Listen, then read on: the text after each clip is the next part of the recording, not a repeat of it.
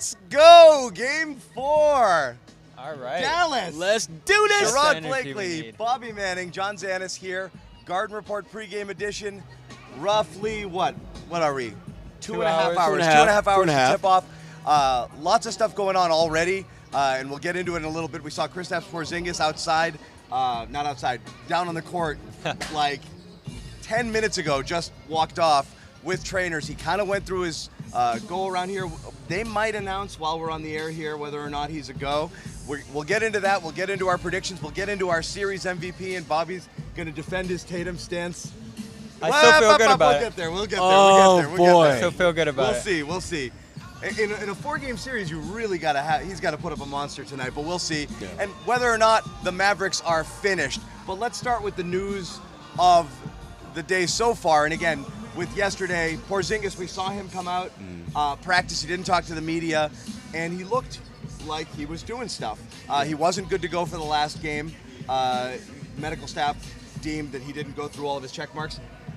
We're not doctors, but we saw him out here today, and I don't know, Ahmed, if you have the video and you can roll it, you can see what's going on with him. He's kind of going through the motions. He looks like a guy who's definitely trying to play. He's got braces on both ankles, but he's going through his motions. He's doing his little jump stops and jumping off one foot, jumping off the other, and he's kind of going through like the type of motions you'd think so that, you know, he would have to do in a game if he was going to be effective. So, well, is he playing or not playing? What do you think? No. He's not going to play. And I love what I saw from him, but I just think that the Celtics are looking at the risk-reward of throwing him out there, and they're thinking, we probably don't need him to win this game. We could probably win this game by 8 or 10 points without him, and maybe by 15 or 20 with him. And I just think there's too high a risk factor in throwing him out there now, particularly in a situation where, if we're being honest and candid, you're playing with house money, and as long as Luka's out on the floor, the worst defender, you got a chance to win this game big time. He's got to defend, Bobby. Yeah, he's got to defend. He can't. He's got to defend. He can't. It might be too late. He needed to defend to this point. He needs to defend his honor now, at the very least, because he's under attack. Windy killed him, and since then he's been in kind of like I think sad Windy was puppy inspired dog. Like by puppy me. dog got swatted for making a mess on the carpet mode, like apologetic yesterday. But Luka's a different guy. Before we get to Luka, you're leaning KP plays. I think he plays. I don't love it, though, because we've talked about that letdown effect. If a guy like that goes out there and just doesn't look good and they have to pull him out of there. Yeah. Now, there's obviously a million halfway points they can go. I know we've kicked around. You just throw him in at the end for a cameo when you're up big. That's what I kind of... If the game is out of reach and you've got it locked up and he's dressed, do you make him available as emergency? He's your third center. No, he's your human Victory real-time cigar. Gino. Victory cigar. Right, he's your victory cigar. He goes out there, he does his little dance, and he gets on the court, big smile, everybody feels good. I think that's possible. I also think the other one's possible, though, Bobby. I think the potentially give him that first stint. The 3 to 4, because X-Man came in at the 6-minute mark last game, and he played 3 minutes only. Could you live with 3 minutes of Porzingis to see how he's moving there? Can you give you 8 minutes if I was going to go 40? Can you go 3, 3, and 3? Can you go 4 stints of 3, throughout the game? And then that limits all of your other minutes. And if you can still work in X-Man there if he's not feeling it, or depending on the matchups, if he's getting smoked on a 1-5 pick and roll and you want to be more switchable. You don't need a ton of them. That's the beauty of it. You don't need a ton. You don't need a ton. Because look at the minutes. X-Man made a pretty big impact in 11 minutes. Yeah, 3 points, 4 rebounds in no time, really. Right. Yeah. Yeah, and we talked about the movements out there from him aren't extensive. He's going to drop back on defense. He's going to set a screen, pop out, and shoot a 3 on offense. So if you can do that for 3 minutes at a time in each half, as long as it's not that long-term risk, and that's where the medical staff obviously comes in. Yeah. You don't want to put him at risk long-term, and that's where I think if there was that kind of risk, they'll just rule him out completely. I just think if you're going to limit a guy to like 12 minutes, what the hell are you doing? Well, don't play. Because in those 3 minutes, you better believe Luka is going to set in a pick and roll situation where he's matched up, he's probably going to get a bucket. So over the course of the game, that's probably 10 points. Holiday's not going to allow. He's going to do it. He's going to jump out. He's going to push Luka all the way out. He's going to let Kristaps drop back into his little comfort zone there. I don't think they're going to allow him to play in space where he could get really smoked out there. And I'm not concerned about that. I also don't know, and I think none of us really know, because there's been so many different opinions on an injury that nobody has a clue like what it is at all. And so it's been all over the map. The feeling is you're not making that one worse. by playing. It's a bit of a, I mean, the consensus seems to be from like everybody I've read and followed who's spoken on the matter, all the orthopedic surgeons who've weighed in on Twitter and whatnot. It's something that it's an instability issue. It can slip back out or whatever it is. Pain and a pain threshold, and also just simply what you can do on it. You know, it's, can you explode? Can you get any lift? Can you do any of that stuff? But it doesn't sound like that's the great injury risk. I always thought that solely a strain, that's like always like you're worried about a Durant situation where you come back out and blow your Achilles again. The other one was worse. And you're dealing with a little bit of both right now. And you're dealing with both. Yeah. But I almost wonder if they like counteract each other a little, because it's like one might have been caused by overcompensating on the other leg. And because you were worried, and now they're both screwed up, so you can't really favor one or the other. And the previous one, as you pointed out, John, is potentially worse. Yeah. And if he's compensating on that one, he's at even greater risk of scoring some. So I think that if the medical, again, I think Joe Mazzulla, in his own Joe Mazzulla-esque way of telling us, Porzingis ain't playing. Really? When he said that we're taking this out of his hands, we're going to leave this up to the medical professionals to decide this. To me, that's like, if he's not able to play some semblance of 20, 25 minutes, which when you think about the guys that they bring back from injuries, that's typically what they play. You also wonder two things. Is the optimism they're expressing over the last 2 days here just for him, to keep him optimistic, to keep him happy and motivated? And then number two, are you better off with Tillman, who played really well in that last game? He was excellent. Tillman is a to me, it's a Band-Aid over which you thought was going to be a bullet wound, but it's really just a little cut with Dallas. So you can get away with Tillman. He's not going to kill you without having Porzingis. I thought he was a benefit last game, defensively at least. He was solid. I mean, better than Porzingis, I would say. I agree. But I love what Porzingis brings at the offensive end, not necessarily scoring, but just the fact that he opens everything up. The threat, because again, Tillman, I mean, I know he hit the corner three. You see how they react. They gave him a practice three and he hit it. Yeah. But Porzingis, even if he can't move well, the big has to come out and defend him 28 feet from the basket, and that changes coverages and how they defend. You're sucking the guy out of the paint a little bit, opens things up for other people. So even the threat of Porzingis, even as a decoy, is decent. I'm more worried about how he goes on defense. The reason I don't believe this, I know some fans say this, well, they're up 3-0, so you save him for this to bring him back for the next. If this were the type of injury where a little bit more rest made it better, I would say that makes sense. Yeah. I don't think it's that. I think it's simply, can he play and be effective or not? And he either can or can't. I don't think a day, 2 days, 3 days, 5 days changes anything here, which is why I think like it's legit. If he's okay, they suit him up, and then they decide what they're going to do, whether it's a couple minutes here and there just to see what he's got.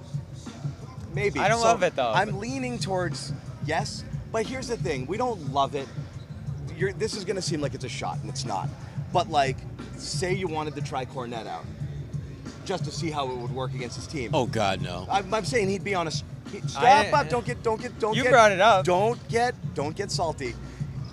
It would be... He'd be on a string, right? You'd go a couple of possessions, be like, this isn't working. And a quick sub out. That's okay. You can live with that, right?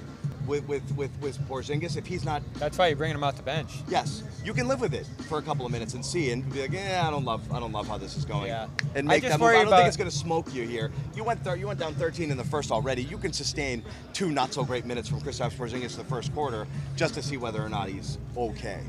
Yeah, I just keep thinking of that OG and an Obi game. I know it's all different, but he's out there, he's running back and forth. You're like, ooh, he's not right. And then all of a sudden he's done for the night. And then everybody's kind of scrambling. I get it. He's a big part of the team. But the Knicks were reeling a little, and they needed it. Yeah. Celtics don't need it as much. I don't think it's going to be deflating, per se, if you put him out there. If they were down 2-1, and this was their desperation heave-ho, they put out Kristaps and be like, please save us. Yeah. And he's bad. Right. Like, then it's like, and that's kind of what happened with the Knicks and OG. Because they were hemorrhaging bodies at that point, and they really needed to see if they could get anything, and they couldn't, you know. No, and they do need some help in the front court. It was a mess. The whole thing was a mess. Yeah, like, even if he can provide 8-10 minutes, as we're talking about here, that is a big boost for Horford, who played 35-40 2 nights ago. If he can be effective in that time, because to me, and effective doesn't necessarily mean he has to score 20 points, but just don't get torched. Don't play defense like your name is Luka Doncic. Don't be Luka defensively. Oh, segue. Just be. You like that? You like that? I knew it was coming. Be solid. You don't have to be spectacular, but just be solid, which he has been throughout most of the season. Well, let's get into Luka, because it's Bobby's favorite subject. Luka and the Mavericks. The question on whether or not they're toast. And like, Yes. let's just read, what we've seen over the past couple of days. This doesn't mean anything. It's just kind of our vibe around the team.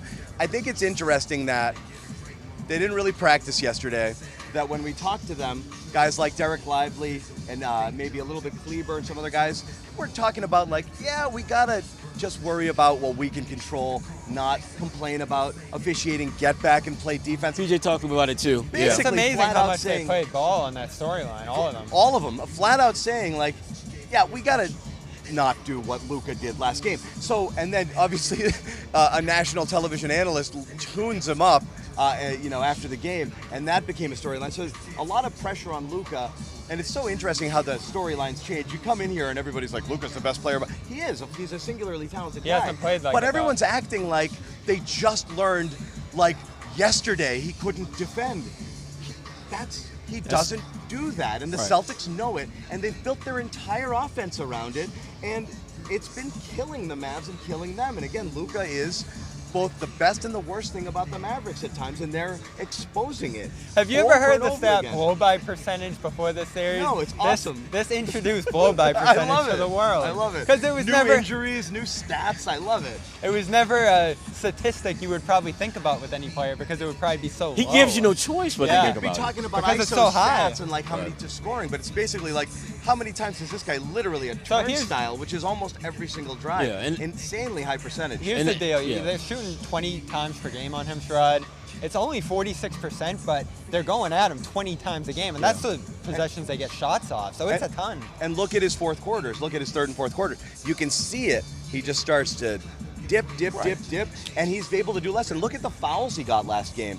Those were, I'm worn down, Those- and I yeah. don't want to move my feet anymore. Yeah. They were reaches, trying to draw contact or trying to end the play early rather than have to chase a guy around, which he didn't want to do. Those last three fouls were lazy fouls, 4, 5, and 6. His mental fatigue level has been really high late in games, which is unusual for a guy who's been as good and as dominant throughout the course of his career as he has. And you got to give the Celtics credit. I mean, think about this. You're a bad defender, and these are your options. Drew Holiday, Jason Tatum, Jaylen Brown, Derek White. You can't You're hide. going to be defending one of them for pretty much every possession. And they're your just- ass is toast. And again, with Tatum and Brown, massive matchup Yes. problems because they're going to, the blow-by stats, as you said. But Holiday and White are just running you like crazy. And he falls asleep Holiday when he's deserves defending a lot those of guys. I mean, credit. Holiday has the ball behind the three-point line, and Luka just looks at him, and he's like, oh, okay, you're not going to defend me. That guy. Splash. Yeah.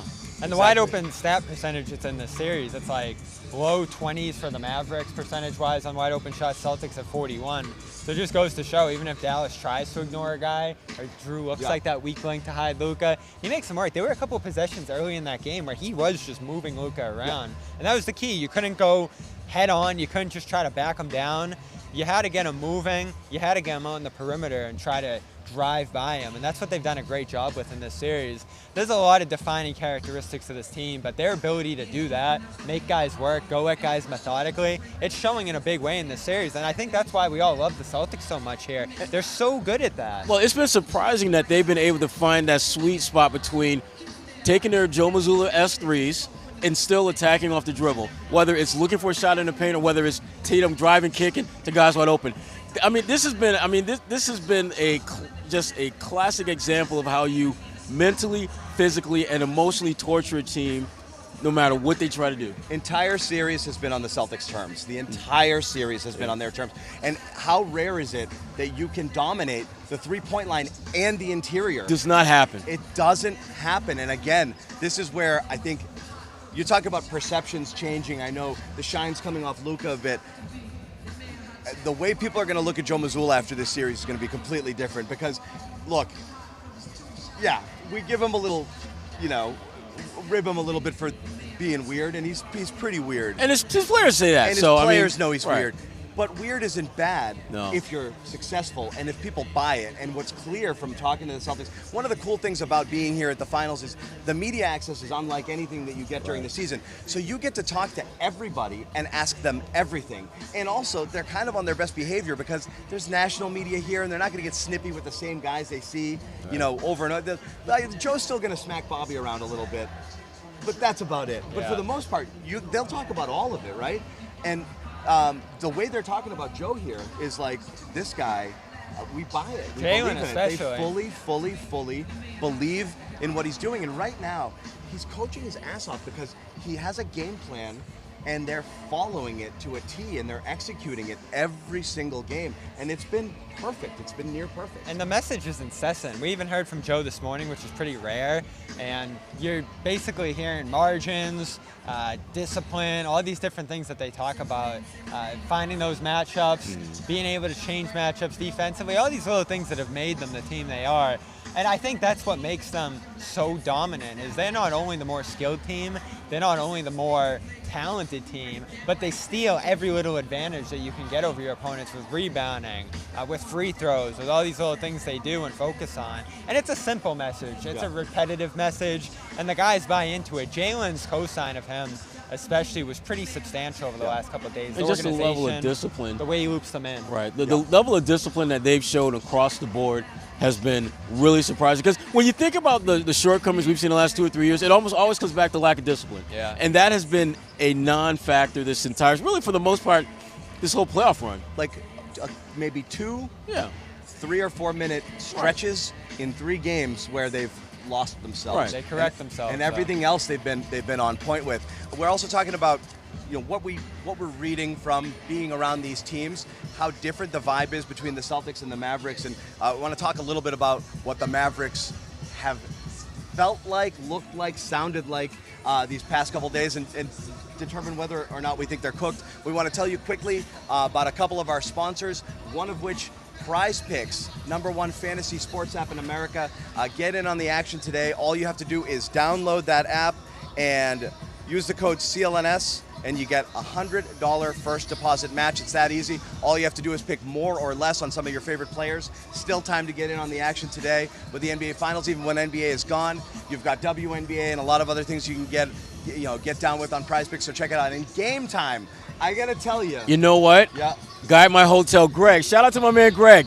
Greg came in from Boston because the cost of the flight and the ticket was less than if he were back in Boston. We saw that last game. That was awesome, yeah. We said that's very possible. Shout out to my man, Greg. That getting in here tonight, flying out here, staying is going to be cheaper than a Game 5 ticket. Yep. Clincher could be at home if the Celtics drop it tonight.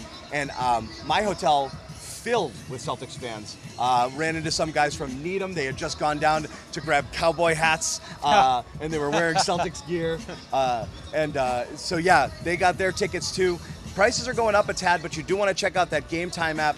Download the app, the authorized ticket marketplace. You download the app, use that code CLNS. You're going to get $20 off your tickets first that are already purchase. pretty damn cheap. And the tickets are cheaper than you would think, but they are going up a little. Good thing with Game Time, prices do go down the closer you get to it. You can use the Jimmy Toscano method tonight. I told Guy Neer about this because he was here with us, our sales guy, Guy Neer. He wants to get in. He might do the bar linger and see whether he can pick off a ticket late. Because Dallas people, they're dumping them. And this has a chance to be a garden party tonight. Yeah. So if you're a Celtics fan anywhere nearby here, still a chance to get in. Download the Game Time app. Put in that code CLNS. $20 off your first deposit. Switching gears to the Mavericks, guys. So much of what we heard from them is like, well, this was a good learning experience for us. They're talking about the finals a little bit in the past tense. And not to say they can't come out, catch fire, ride a wave, win this game, and then who knows? It's the whole Kevin Millar, don't let us win one. Yeah. I don't know if they have the fight in them to do it. I'm dubious. Well, I mean, the one thing I keep coming back when I look at this team is the fact that, for the most part, they came together 5 months ago. Yeah. And so there's still this level of unfamiliarity that they have with each other. And that's something that through training camp and a full season together, you can get better and build up the kind of tight bonds that you have to have when you get to this stage. The Celtics are just a closer team. They're a more talented team. They had home court advantage. When you go down all the boxes that you'd want to check going into the finals, I don't know if there's anything other than the fact that Luka plays for Dallas that they can look at and say, that's a positive for us. But even with that, the flip side, he's a walking easy pass defensively. And the Celtics have wisely taken advantage of that. They swing the ball around till about 10 seconds on the shot clock, find Luka, get to whoever Luka's guarding, bucket in the last 5 seconds on the shot clock. You talked a little bit about the togetherness, too, in this moment. You don't see them out there together. You don't see the last 2 days, the practice and the shoot-around. Celtics en masse, all coming out together. like laughing, smiling, but not. Tatum's like on the sideline dancing and But like stuff. the togetherness is crazy, more than we've seen. And again, I know we've gotten crap on the show for like being like, why is Tatum on the bike and why don't they talk to each other? But now, when the reverse, when you're seeing these guys hug at the end of the game, them talking, the team totally tight, not off doing their own thing and then coming together just to play the game. They really, it's like 2001 Patriots sort of vibe, like everybody coming out onto the field at the same time, which is better. It's cooler. And like I compare it to last year's team a little bit, team too. aspect of it is the most, like, is the thing I'm going to take away from this when it's all said and done, is like how they came together as a team in a way that, I'm not saying we didn't expect, they've been doing it all year, but you just had to see it on this stage, and like the buy-in is insane. It's not, there's always lip service. We're close, we're this, we're that. By not the Celtics, by all teams, all franchises say this, we got to play Hornets basketball. What the hell is Hornets basketball? Everyone thinks there's a brand of their basketball that they have to, but this is legit what you would think Celtics basketball would be, unselfish, you know, very much a salute to some of the great teams of past years, coming together. We've got one goal in mind, the rest doesn't matter, we don't care, and I actually believe they believe it now, and you can see it. Compared to last year's Celtics, too, because they almost did pull off the 0-3. Yeah. Different circumstances, again, a worse team they were going against, but you had the don't let us get one. You had a sign of togetherness. You actually saw them rally in that next game and play great. Dallas can certainly do that here tonight and maybe make you believe a little bit, but to this point, the messaging hasn't been there. I don't think The they visuals believe. haven't been there. I don't. I mean, it doesn't look like it. Before you can actually get us and others to believe, you got to believe. And there's nothing that they have said in the last 24 to 48 hours that makes me believe that they think they can win. I haven't heard one person say we can't break apart. We got to come together. We can't. No, go they're talking separate about ways how this right is now. a great learning experience for us to build on, and we've only been together 5 months. And that wasn't me. That was like literally one of the players bringing up the fact that they've been together for such a short period of time. It's almost like that dose of reality. It's like, oh, we're in the NBA Finals and we're about to be done. Yeah. Because they're just so much better than us right now. That's the thing. It's almost like a boxing match, right? You go out there and, you know, you think you got a good shot, then you get punched in the mouth and you're like, that hurt. And then you can't land any punches and you keep getting hit. And a couple of rounds in, you're like, I can't. I don't know how long this is going to go. I don't want to be in this anymore. I'm not saying they're completely tapped out yet. I think they're going to come out with good energy with their crowd again tonight. And again, if the shots are falling as they were in Game 3, you never know how it's going to go. But I can't remember who, you know, but maybe you sent this to me or whatever, but I do believe it. They're going to only, if you put them out early, I don't know that they come back because they're home. And if they're going to board a flight right now, they'd rather it be to Cancun than back to Boston. Yeah. And don't give them a reason. Don't give them life here. The Celtics have definitely grown past the point where we're like, oh, they're going to come out flat and lazy. They haven't. Not in these finals. But extra emphasis tonight on executing the game plan, doing everything you have to do, and don't give them early life because that'll keep them in the game a little bit longer. And even if they do get some early life, I'm not going to overreact. Me because neither. I think it's just going to take one run, one push ahead of them, one comeback to end it. I think there's going to be many different moments in this game that you can make Dallas roll over. I just don't have a high amount of faith in them, which is why I'm kind of confused again where the line's at. That always confuses me in some of these circumstances. I think there's a lot of confidence that Luka is going to have one of those 40, 50-point games. But the problem is that the Celtics have so many ways to make him work so much harder defensively. I thought when you look back at the Minnesota series, I thought that was the biggest mistake they made. They did not make him work hard enough as a defender. The Celtics, that's literally at the top of their wish list of things to do. It has to be making Luka's ass work defensively. Yeah. And it's worked to a charm. Yeah. I've seen a lot of people going back kind of in retrospect critical of Minnesota. They would be like, oh, well, Dallas was a tough matchup for them. And then they look at it and they're like, why didn't they do more of this? And honestly, and they had the personnel to do that. Thankfully, they didn't because Minnesota was a tougher matchup. That would have been a problem. I don't want to get into that because I know national media is going to have those, you know, narratives of like, well, you know, matchups and they were easy path and blah, blah, blah. I do think after this is over, and it could be over tonight, I think everybody out there who, because none of us really fully understood the love for the Mavs here. I didn't get it. I think they're fine. I thought they were a full level below. But we got to stop talking about how the Celtics were the better team in this series and start talking about how the Celtics were the best team. Yeah. They're the best team. They've been the best team all year. And it's probably time for people to give them their flowers in that regard. You look at the two things they did in stop the series. Making Luka was this and he wasn't. It's not the other guys. It's the Celtics. They're making Luka bad. They're making life hard on Kyrie. They're erasing guys who had big series against Minnesota or other teams and making them completely obsolete. You know, the Gafford and the Joe. They've taken everything away. It's not that Dallas all of a sudden forgot how to play. The Celtics have done this to them. Again, back to that straightforward game plan. Find the matchups, attack them on offense, on defense, guard the best way possible, and take away the best shots. And they've done that methodically in this series. Dallas only has 14 corner threes the entire series. That's unreal. Yeah.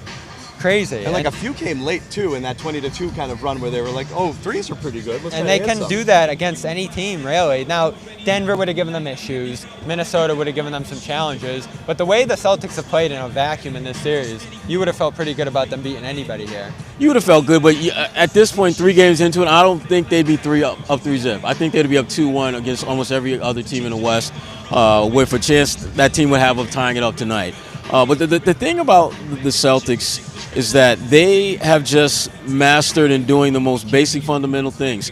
We're going to defend, and if you beat one of our guys, there's going to be help, and that help is going to be long and lengthy so that whatever idea you have about passing through that extra help, it's not going to be there. How many times have we seen Luka get his man behind him and then have another defender just waiting for his ass? Yeah. And then it's like, he's like, okay, do I shoot this contested shot or do I pass to PJ?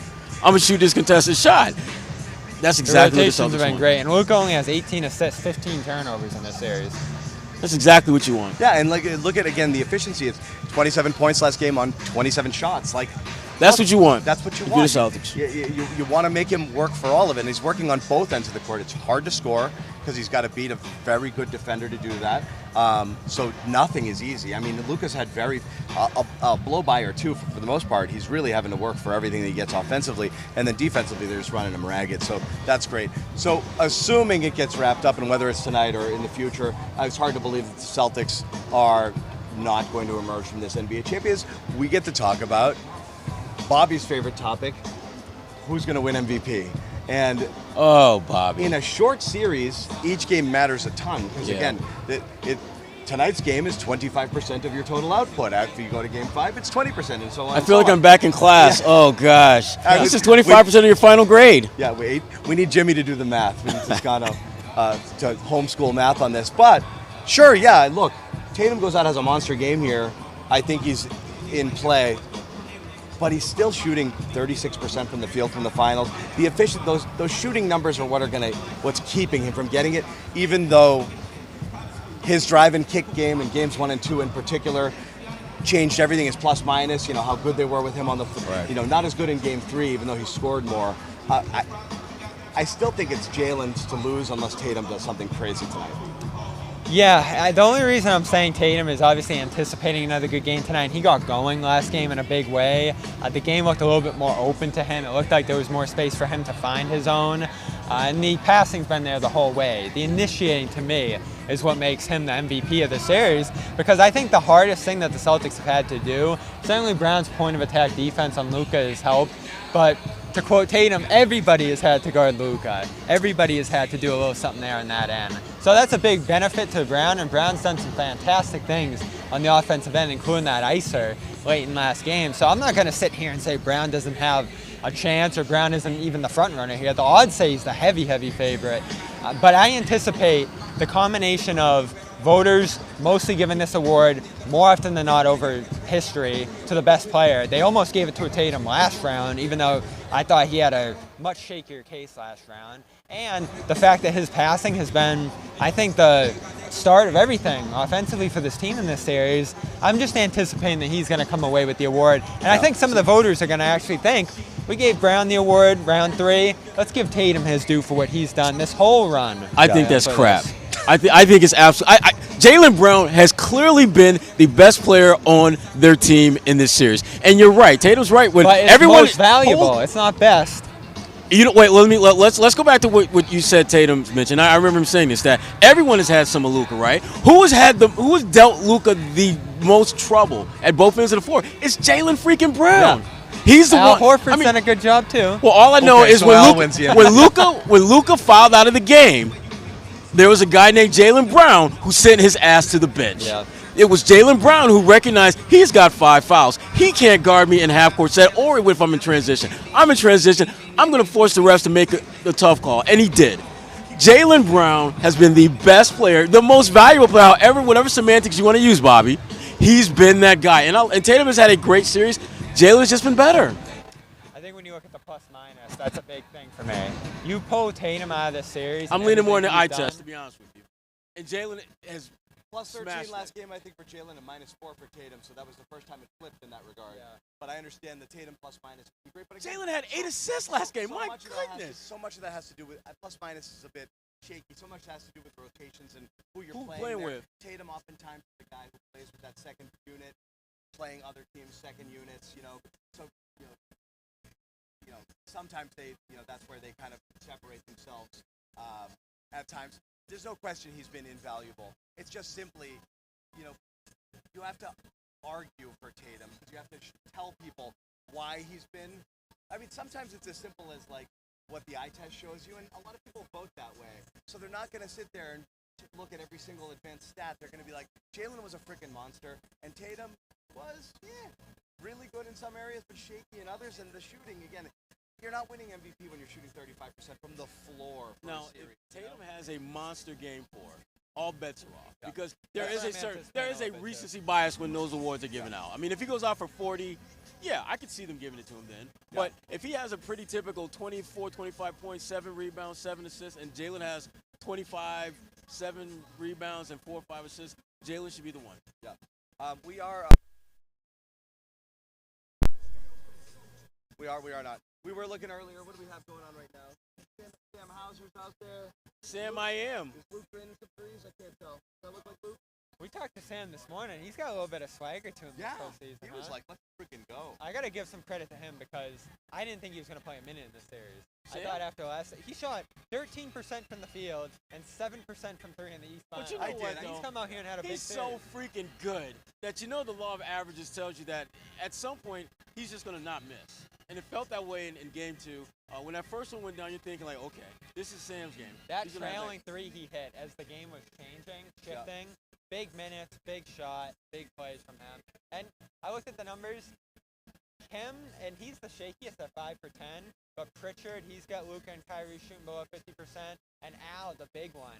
It's like 8 for 23 against Al Horford, Luka and in game 1, he was like 1 for 8 when Al was defending him in game 1, so that set the tone. Switching on to Hauser, Pritchard, and Horford, not only not killing the Celtics, but actually not paying Horford has at shown all for the Mavericks. Has been insane how those guys have held up And this on is the why- switches there. Especially Hauser. I've been really pleasantly surprised. Hauser's been great. Tillman was great on switches in the second 2 stints for sure. In game 3, he had those back-to-back plays where he got a little piece of a Luka shot and then stayed with Kyrie. So again, I mean, this is what they do. And I'll say this too. It's how the team is built. It's insane. And Pritchard's been good like this all year in terms of being able to stay in front of guys. And his ISO defensive stats have been outstanding. Yeah. So you can't hunt him like you could, a Brunson or back in the Isaiah Thomas or this or that. It's not.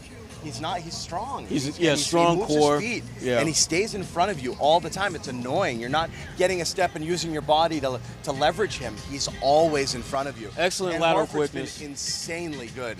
Whereas, how many people had PTSD seeing him switch, onto a guy at the top of the key and just seeing Steph Curry just bombing away on him. It hasn't happened. And I know there's a lot of speculation if they win here. Would Al look at retiring?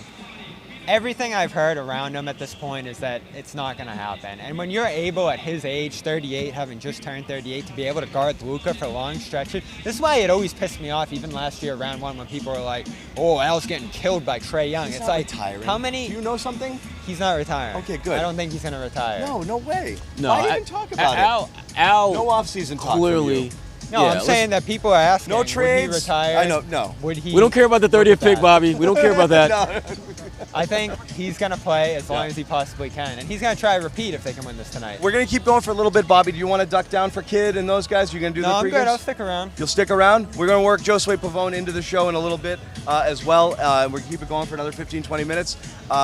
Other topics here, I think we've covered most of it. I'm just really curious to see how this game starts. And the thing I want to see is, I'm wondering whether Jason Kidd does something weird, you know? Like, because from game one on, I've always said, like, I don't think they have an adjustment. I think they have to keep doing what they, for real. Well, he played 11 guys in the first half last game, but which was so just little, because like, Hardy's the first guy off the bench. He played 3 minutes, 4 minutes. Exum plays 3 minutes. So he tried them, but immediately he went back into his comfort zone and went to his guys. And so I think you got to get weird. Like, you got to say, I'm going with Exum for 30 minutes tonight, and just live or die with it, because this is, definition of insanity sort of stuff. Just keep repeating it over and over again. Right. What they do, look, you can have a shooting variance game where they just go red hot, Celtics go cold, and it works. You're not going to do it 4 times. You have to get kooky. And I'm surprised it didn't happen earlier. I think they thought coming home, let's just see if Luka and Kyrie are comfortable, and they were. But over time, the same shit that Dallas does wasn't good enough, because the Celtics just keep coming and coming and coming. So what do you think would be like a Hail Mary they could potentially throw here? I just don't think, well, go ahead, Bobby. They don't have the guys. Yeah. Like, they don't have anyone you could look at and say, throw them in there, see what happens. They've tried it with Holiday. They've tried it with Hardaway. They've tried it with Exum. So that's not going to work. I don't even think you want to take out a big wing, from that starting lineup, because then Tatum and Brown are just going to run wild on whoever you Unless you just go small. If you throw Lively out. They've tried that too. I know. I don't know. They're screwed. And neither does Kid, and that's the problem. I mean, I don't know. Because every solution is worse. Right. You're trying it, but there's no reason to think it's going to work. Well, you're just trying it because, shit, I don't know. It's like the Celtics have this little checklist, and like, Dallas is going to do this. Okay, we'll do that. It doesn't work for Dallas. Okay, Dallas, we're going to try to go small. We got a solution for that. It's that no matter what Dallas has tried, the Celtics have had an answer for that, and I don't see that changing tonight. I just don't. I don't either. I don't see any way Dallas wins this game. I can't imagine it. Hold on. Ahmed, are we having an audio issue? Okay, we're good. We're back on. Sorry, we've been alerted that there might be an issue. We're flying blind a little bit here because we don't have it all in front of us. So apologies if we've kind of ducked in and out here a little bit here. But yeah, I honestly don't know what they could do at this point. That isn't a total freaking Hail Mary. Yeah, really. Maybe you try a double big with Lively or Gafford, something wacky like that. Try to mess around with some size out there. You could throw Kleber out there with one of those bigs and just try to play bigger. Try to really beat up Boston on the offensive glass, especially if they're going to try to play small at different points. But again, you're going to see a Tillman out there. You're going to see a Porzingis. So those opportunities aren't there. And that is another thing you'll give Missoula credit for last game. They could have gone a million different directions there. Cornette, you could have tried Brissett going really small. They hit the right button with Xavier, and maybe it was an easy choice. I think it's a choice we all would have gone to, but it ended up being the right one. And back to Missoula and the credit you give him at this point, it's like he's hit every right button for the whole postseason. All of them. Yeah. He's gotten better as the playoff has progressed. There's no doubt about it. And he's coaching his ass off, too. And even just in terms of his involvement, a lot of people is like, during the season, it's like, is Joe going to get in there? Is he going to change it up? He's been up. He's talking. Timeouts. And the timeouts, and it's almost always the offense with the timeout. If he doesn't like what they're doing, boom, jumps right in there. Guys, what? It's the playing like assholes type of timeout, like jumping in there. And I don't know how he's, what he's saying to them in the huddles there, but like it's usually just a reminder. What we're doing works. Stop not doing it. Right. I thought he was a little more aggressive. Do it again, go back to the thing. And it almost always kind of happens. And, a huge play in the last game where they went into ISO and they're just launching threes for that 20-2 stretch. And then coming off one of those timeouts, you finally get a drive and then out to White for a really big three and it goes down. Before the possession, there was another one where they got the shot they wanted. It just didn't go down. A corner three maybe from Al. I forget what it was. But they got back to it. So, again, he's doing a good job of reminding them, like, this works. Do this. And this series too, Sherrod, shows the value of Holiday. Because, again, not to diminish his impact or underrate what he's done for this team this year, but Porzingis got tabbed as the guy who changed everything in a lot of ways this year. And again, they're 32-5 without him now. this postseason has shown the value of Holiday. Yeah. Because with Porzingis out of the picture for pretty much the whole playoffs, you've started to see Holiday step up, be more involved in the offense, certainly do everything he does defensively. I said it many times. I said it very early in the year. This team doesn't work without Holiday. If they just made that Porzingis move, had everything else that was in place, and didn't get Holiday, I don't think they're winning a championship. Well, Drew Holiday provides It would have been a different team. Yeah. Because you have to assume Robb doesn't get hurt here. He might have. He might have, but you can't assume he suffers the same injury. Right. So you're playing a different style. Right. They'd be different because they'd have him defensively. He'd have a different identity. Right. So I don't know if it would work, but you can't possibly say a bad thing about the impact Holiday's had on this team. No. It's amazing. It's just what's weird is, you're right. Everyone thinks Holiday for Smart, Porzingis for Robb, but the trades were opposite, right? So it wasn't flopping guards. You were going to be missing a smart type guy. You were going to be missing a smart type guy if you Yeah. didn't make that trade, because you just would have had Robb and Porzingis with Derek White and Pritchard, right? And so you still had Brogdon. And that's in why here I too. hesitate to say the key this, because a lot of people are going to say, oh, Smart going out the door was the key. That was a guy who had to go. Yeah. You couldn't have imagined a better Smart replacement than Holiday. Yes, Like, if I you were agree. going to pick one guy I could have. in the entire league, it would have been Holiday to replace Smart. And which is why I did not think would happen, because the level that Drew Holiday has shown himself to be able to play at throughout the course of his career, you're thinking there's no way in hell that Brad can make a deal. No matter who he's giving up, not named Tatum or Brown, could get Drew Holiday. Yeah. And the fact that they were able to get him, you're thinking like he gives you stability, he gives you championship medal, and more importantly, he gives you a fundamental understanding of what it takes to get to this stage and emerge and victorious. calmness, right? That stability Nothing factor rattled is huge. So there's one host on the Garden Report that's been fawning over Holiday for a while. I forget who. But we were sitting there when the trade was there, and I think all of us were like,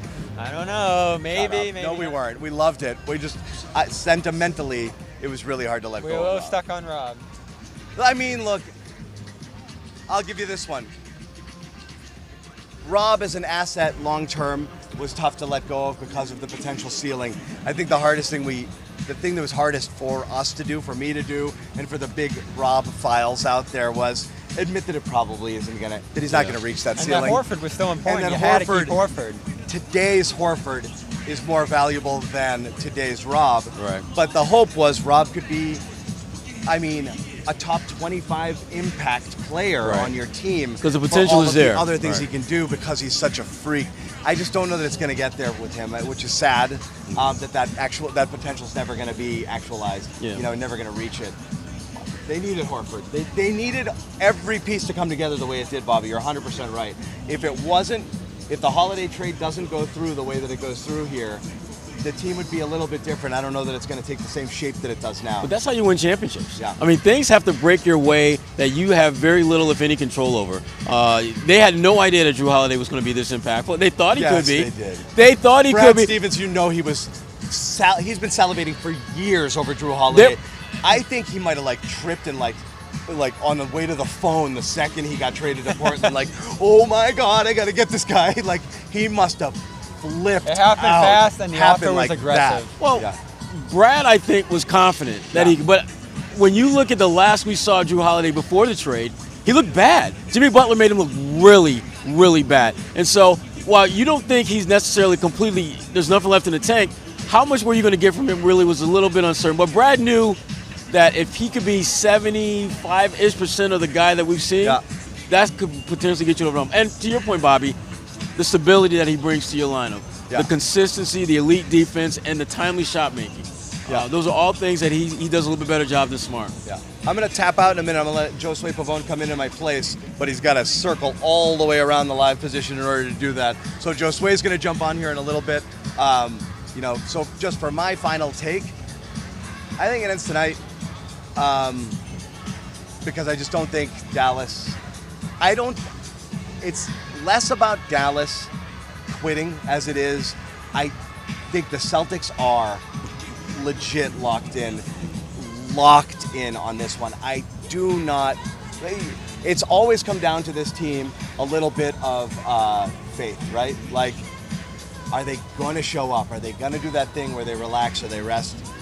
And they're not. And this has dispelled all of it. The level of seriousness with which they've played in these finals has been beyond, I think, what anybody could have expected. Because we've seen even in these playoffs, small letdowns, pockets of letdowns, wins that were uninspired, you know? They know they're better than this team. They're not playing down to their competition. They're like, nope, I'm just going to keep coming at you, and I'm going to until you don't want to play anymore. And it's been amazing to watch. So I believe in the Celtics more than I don't believe in Dallas as far as tonight goes. I feel the same way, and it's going to be one combination of, do you go down early because you're a little nervous, you know it's the night where you can raise the trophy, that's kind of in the back of your head, and then you have to make that run later in the game to win. That's what the line points toward, to me, the 1 point line. Or it's that thing where you throw that knockout punch early and Dallas rolls over and it's like 2008 Game 6, like the 50-point win. Yeah. I think it's going to be the former. As much as locked in as they are, and they are, John, there's got to be a little bit of nerves tonight knowing, oh, we get it tonight, we're going home, we're raising that trophy, we're having the parade on Tuesday. That's what it's going to be. Right, and I think Dallas, contrast that, are going to play the loosest that we've seen them because they have nothing to lose. And so that always makes me a little bit nervous, because when you're playing with nothing to lose, it would not shock me if they have the game of their lives. Yeah, but that also sometimes results in like these YOLO threes, you know, and it can get away from you quickly if you're not willing to fight.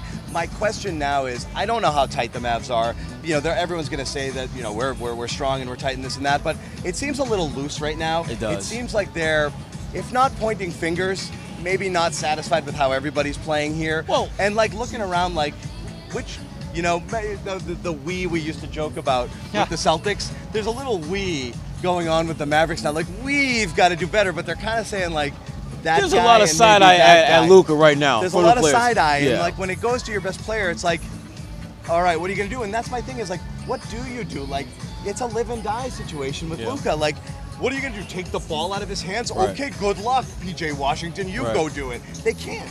They have to rely on him. Yeah. You know. Yeah. Anyway, I'm gonna peace out. Exit stage left. I'm gonna bring in Josue Pavon. He's gonna clean up some of the extra stuff here. Josue, grab. And we should have news soon, I would imagine. It's about 6 o'clock. Right. Whether Porzingis is going to go or not. John, do we know yet? Whether Porzingis is a go yet? I haven't checked. No, but Luka's officially going to play. Good to know. If you guys were worried, don't worry. Luka's going to be he's going to be in Game 4. Mavs just announced a minute ago. So I'll start with you there. Luka. What Luka's in? Yeah. I'm off the show. Don't talk to me. What are you expecting from Luka tonight? Does he have an answer? Does he have a response? Because as John was just saying about that, everybody's looking at him. Everyone's giving him the side eye. And to me, part of the problem here for him and for that team is that they're asking him to do everything. Yeah. And he does have some guys he could lean on, some guys that he could ask to do a little bit more for him. So does he have an answer? Does he have a response? I don't see him doing anything drastic, but in terms of putting forth the right effort on defense, he has to show at least the best defensive side of Luka that we've ever seen, because with all the criticism he's received, rightfully so, right? But all of the examples and the blow-by stats, you know, he's like created his own statistical category with the way he's been playing defense throughout the NBA Finals. I've never heard of that. That's when you know. That's when you know, like, everybody, like, you're not only under a microscope, but there's evidence behind these facts. You know what I memean? And it's the NBA Finals. So I think he finds a way to just put forth a significant effort on that side, but that doesn't mean he's going to be ending this game with like 3 or 4 or 5 steals, right? But he has to show a way different side, or a different approach rather, to playing defense. And I think Jason Kidd, his quotes after Game 3 was telling, and I think some way, but between then and now, some sort of like middle ground in the sense of how they're going to execute on that end of the floor had to have been discussed. And I think that's why the extra film session and all that, not even going out there, it's like, no, they went back to the basics. And I think Jason Kidd had a big part in that. Well, I think for them, I wouldn't be surprised if we see a lot of zone. And a lot of zone just to try and hide Luka's defensive deficiency. And guess what? Surprise, surprise, Sherrod. The Celtics have killed zone. And again, that's the Miami Heat. But that's why the Celtics have put this Dallas team in whack-a-mole mode. No matter what the Mavs try to do that makes sense, something pops up that completely knocks whatever the hell they were trying to do out of the water. And we saw it in Game 1, we saw it in Game 2, and Game 3, and I don't think tonight will be any different. I got 2 more questions for us, but first, obviously, we're going to get an update in like 5 minutes. Is Porzingis a go tonight? Would you play Porzingis tonight?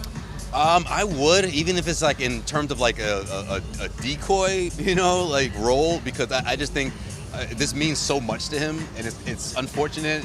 He's he's somewhat a part of this run, and of course, Game 1 is something that we'll always look back on.